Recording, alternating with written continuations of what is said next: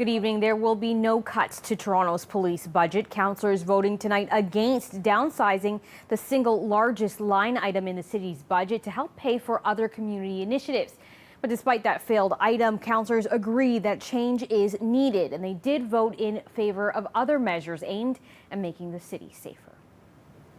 Investing in our communities and alternatives to policing make our communities safer. It costs less money. It saves lives. It saves lives. That was the argument being made by those who support a cut to the City of Toronto's biggest budget item. Councillor Josh Matlow, supported by Kristen Wong-Tam, calling for 10% of the police's $1.22 billion budget to be spent on community initiatives aimed at the root problems that often contribute to violence and crime.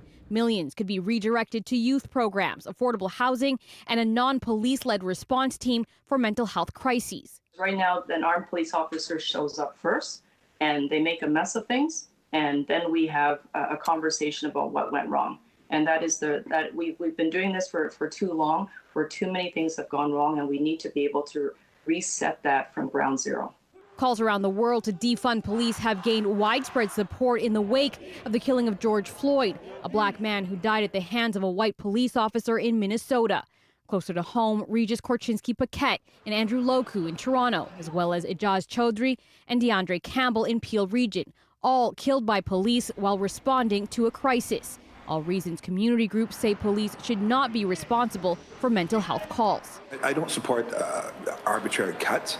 If something is put in place that enhances community safety, I would definitely consider that. But I certainly, as a police chief, would like to see what it was to ensure that it either meets the standard or exceeds the standard. Police Chief Mark Saunders says he believes his force is properly trained to deal with mental health, but he does support an alternative community-based team, pointing out, though, it doesn't yet exist, and he doesn't want the funding coming out of the police's budget.